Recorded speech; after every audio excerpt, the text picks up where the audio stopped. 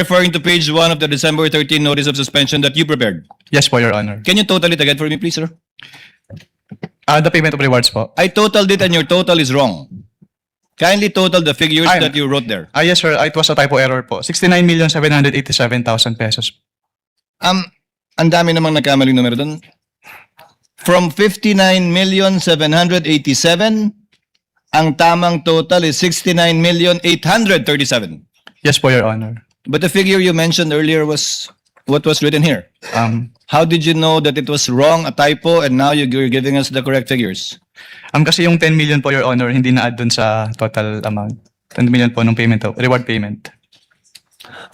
Pangalawa po, yung subsequent issuances, binabanggit po 69 million na, pero yung detalye, hindi na po 10.5 million, 10 million na. Ano ba talaga? Can you repeat your question po, Your Honor? Sorry po. Nakalagay po dyan 10.5 million, 10.05 million. Hindi po ba yung rewards? Yung Yes, reward po. payment? Yung subsequent documents issued by COA already refer to it as only 10 million. Anong pagkakaiba yun? What subsequent document po, Your Honor, yung tinutukoy niyo? I am referring to the notice of disallowance later on and the documents mentioned also in subsequent articles, in subsequent documents. Wala na po akong personal knowledge about the notice of disallowance po, Your Honor. So ba't na-correct yun? Yung 10 million, yung 10.05 naging 10 million na lang. You wouldn't know? I wouldn't know po, Your Honor. In relation to the question of Senator Judge Soto, he said how much is the total that were provided for. You gave a total. In relation to the question of Senator Judge Villanueva, ano ba yung pinakaiba? Correct me if I'm wrong. You said you were aware of a notice of disallowance. Yes po. How much was the notice of disallowance? Ano yung dinisallow out of the 125? Sa pagkakalala ko, around 73 million pesos po, Your Honor. So out of 125 million, 73 million lang yung finally dinisallow ng COA dun sa notice of disallowance. Yung balance, inokay niya. Ang makakasagot po niya, Your Honor, yung next witness po. No, if you're familiar with the notices of disallowance, you testified, Attorney Wamil, that AOM, notice of suspension, notice of disallowance. So sa dulo, pag iba na yung amount na nakalagay doon, marami nagtanong kanina, yung dinisallow lang ultimately is only 73.287 million. Posibleng magbago talaga yun, di ba? Yes po, Your Honor. So yung AOM mo, yung kabuuan ng 125, yung AOM mo pangalawa, kabuuan ng 125, yung notice of disallowance mo, ay notice of suspension mo, kabuuan ng 125, pero posibleng iba na ang amount ng notice of disallowance rather. Yes po. Depending on the evaluation po kasi yun nung nag-audit po. Now, one final question for this round as well. Let's focus on the failure to liquidate and notice of demand. Yung AOM po ba may failure to liquidate na at notice of demand na? Wala pa. I'm citing paragraph 8.3 of the IJMC. Kapag AOM po kasi, Yes or no? wala pa po. Yung AOM po kasi yung parang kinukonsider namin as demand po, Your Honor. So, wala. Saan po nakalagay sa AOM na may demand kayo? Kasi ni-require po namin sila na to comply with the submission po of the documents. Attorney Wamil, there is a big difference because your notice of suspension, does it include the demand? Pardon, Your Honor. Does the notice of suspension include a demand to pay? Wala pa po, Your Honor. Isn't it correct na nandun lang sa notice of disallowance yun? Based on the joint circular po, doon Yes. po ni-require po na mag-restitute. Sa notice of disallowance na. Yes. Wala sa AOM, walang demand sa notice of suspension sa notice of disallowance. The demand to pay po, yes, Yes. Your Honor. So, when will the presumption come in? Under paragraph 8.3. Kung wala pang failure to liquidate, dahil hindi pa final, kung wala pa yung demand until notice of disallowance na hindi pa final, kailan po papasok yung presumption o prima facie dun sa 8.3? Ang wording po kasi nung 8.3, Your Honor, failure to liquidate. So failure, kasama po doon yung failure to submit the documents. Hindi po kasama yung failure to pay kung ano man po yung dinedemand. Nakalagay po doon, failure to liquidate upon demand. Yes po. So ang sinasabi po doon ay isubmit yung complete documents with the ICPAW. So, pag hiningi nyo at hindi pa nasasubmit, failure na yon sa palagay mo? Yes, sir. Kasi ang sabi lang naman po is upon demand, na hindi sila nakapag-liquidate po. That is your interpretation, sir, correct? That is not found in the GMC. Ang binibase ko lang po dun sa provision po ng GMC, Your Honor. Sa interpretation mo nga ng GMC. Yes po, Your Honor. To avail of round 2, Senator Judge Pangilinan. Thank you, Attorney Wamil. to avail of round 2, Senator Judge Pangilinan. You have 2 minutes, sir. Thank you. Doon tayo sa yung acknowledgement receipts, no? So, andito yung mga acknowledgement receipts for December 21 to 31. No? Ang napansin ko rito nga, lahat buo ang numero, no? Walang butal. 250,000, 500,000 na acknowledgement receipt. Tama ba na kapag resibo na official, ang malamang hindi buo, no? May butal, di ba? May detalyado. Malamang. Di ba? Malamang po, Your Honor. Okay. Based on your experience. So dito, puro buo, 250, 500, ni isa, walang butal. Walang sentimo. No? So, yun, medyo isang concern natin yun. Ano? Pangalawa, 111 disbursements in one day.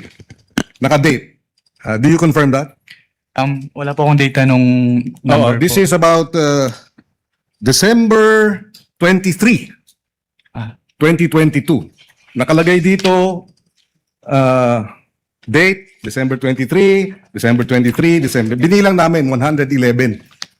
Isang araw, no? Totaling 17 million. Pagka ganyan ba, would you consider that usual? Disbursement, 111 disbursements in one day?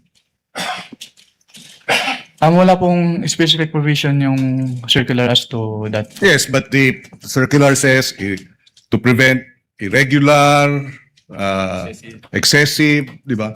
Extravagant. So, would you consider this, does this fall under regular, irregular, or you wouldn't know? I wouldn't know po. Okay. Pero that's unusual po, pero I wouldn't know if it is irregular since wala Okay, naman pong provision. so we come back to the term unusual. Okay. So this is unusual. Doon sa nabanggit mo kahapon, yung usapin nung meeting ninyo, yung audit query, nabanggit nyo na hiningi, di ba nagka-meeting kayo, nagkaroon ng audit query, hinihingi ang audit query sa halip na AOM, tama? Yes po, Your Honor. Okay. At hindi kayo pumayag? Yes po, since wala naman po siya dun sa aming joint circular, Your Honor.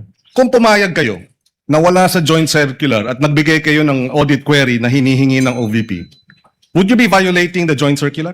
Yes po. Kaya So- hindi po kami nagbigay, Your Honor.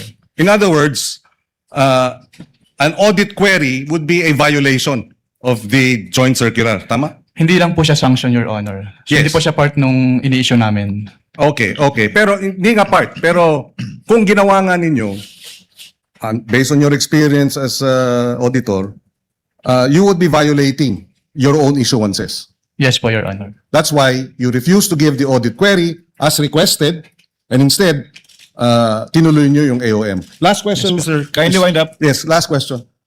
Binanggit mo na hindi tinanggap yung AOM nung in-issue ninyo. Tama ba yun? Yes po, Your Honor. Bakit? Alam nyo ba kung ba't hindi tinanggap? Dahil walang authorization? Tama ba yun? Yes po, wala daw pong mag-receive, Your Ganyan ba Honor. dapat? Ganyan ba ang kalakaran pagka ang isang ahensya ng pamahalaan ay binigyan nyo ng AOM? Nangyayari ba yan na hindi tinatanggap ng ahensya? Yan po yung first time na nangyari po, Your Honor. So, that's unusual. Yes po, that's unusual po. Okay.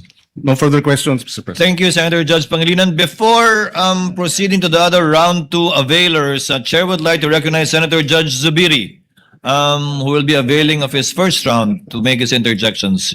You are recognized, sir. You may proceed when you're ready. You have 2 minutes. Thank you very much, Mr. Presiding Officer. Magandang umaga po, Attorney. Good morning po, Your Apo. Honor. Ito, broad strokes lang po ito, Mr. Presiding Officer, to my dear colleagues. Kasi sa iyong pananaw, dito sa findings ninyo, napapakita ba na may possibility of misuse and abuse of government funds on confidential and intelligence funds? There is a presumption po, Your Honor. Yes. And hindi lamang to para sa opisina ni OVP, di ba? I'm sure sa tagal mo, sa iyong karanasan bilang investigator ng COA, ganito din ang findings mo sa maraming mga ahensya. Yes po. Since we follow naman po yung joint circular sa lahat ng in-audit po namin. At hindi lamang sa ahensya ng eksekutibo, pati LGUs. Tama po yan. Yes po, Your Honor. Yeah, the reason why I'm taking this up at gusto ko pong tanungin po ang ating witness is sa iyong eksperyensya, dahil sa lack of accountability using confidential funds as a excuse na nagkakaroon ng abuso at corruption dito sa pondong ito? Yes po. Yes, kasi obviously, Mr. Witness, is pag sinabing confidential in nature, huwag na kayong magtanong. Basta ginamit namin yung pera. Hindi sa tingin mo, tama po yan o hindi? Hindi po, Your Honor, kasi ang confidential fund ay public funds pa rin naman po. So it must follow the strict accounting and auditing rules po. Para So- maiwasan po yung misuse. So talagang hinahanap ninyo yung paanong nagastos yung pera, paano yung nagkaroon ba ng plano of action, at paanong nagastos ang pera at saan pumunta yung pondo. Tama po yun? Yes po, Your Honor. Dito po sa case ni OVP sa Office of the Vice President, meron ba ganung klaseng plano? Meron ba ganung klaseng accounted use of the funds?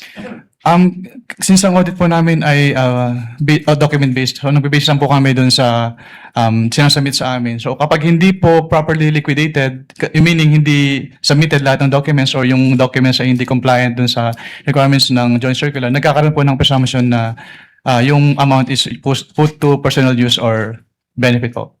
Yes, kasi nung ako po yung naging Senate President for 2 years, we had access to the reports of confidential and intelligence funds. And in these reports, makikita po natin one particular agency, talagang detalyado. Ito po ay panggamit sa buy-bust operation ng drugs, ito po ay nabigay sa informant, ito po ay nabigay sa mga tumulong paghuli nito mga tao ito. Ayan ba'y ganun din po nakita ninyo sa OVP, use of confidential funds? Pwedeng pa ulit po ng tanong, Your Honor. Sana mabigyan po ako ng leeway ng ating presiding officer. Basically, nung ako po yung naging Senate President, yung confidential intelligence funds ay dinadala dito during budget hearing. So, para ma-review po ng Senado. Ang ginawa ko po, nung ako po yung Senate President, binuksan ko po ito sa majority at minority. As a matter of fact, Senator Risa Ontiveros, Senator Coco Pimentel was the minority leader then. Binuksan po natin yan para makita ng lahat yung paggamit nitong confidential and intelligence funds through the reporting of the different agencies. May mga ahensya na makakapal ang mga sinabmit sa Senado para makita kung gaano nila o paano nila ginamit yung pera. Dito ba po sa Office of the Vice President, ganun din ba po kadetalyado ang report na binigay po sa COA o na nakita ng COA sa paggamit ng mga pondo nila? Hindi po, Your Honor. Hindi po. Opo. Okay, and the reason why, and this as a statement, the reason why we need to really curtail the use of intelligence and confidential funds on the possibility of abuse, and not only on the Office of the Vice President. This also goes to all agencies of government. Kaya limitado na po sa armed forces na lang yung ating confidential funds tuwing nag-approve po tayo ng budget. At kasama na po dapat dyan yung LGUs. Dahil yung LGU po ay matindi din ang pag-abuso ng kanilang confidential intelligence funds. Tama po ba yan, Attorney? Under your experience. Yes po. Kulang po yung safeguards, Your Honor. Maraming salamat po. Thank you, Senator Judge Zubiri. Next would be Senator Judge Erwin Tulfo. You may proceed, sir. When you're ready, you have 2 minutes.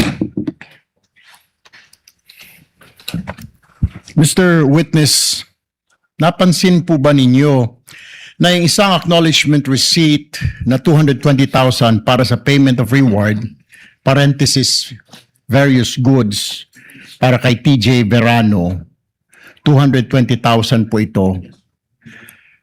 Ang date po ng receipt ay December 22, 2026. Samantalang ang expenditure ay para sa taong 2022.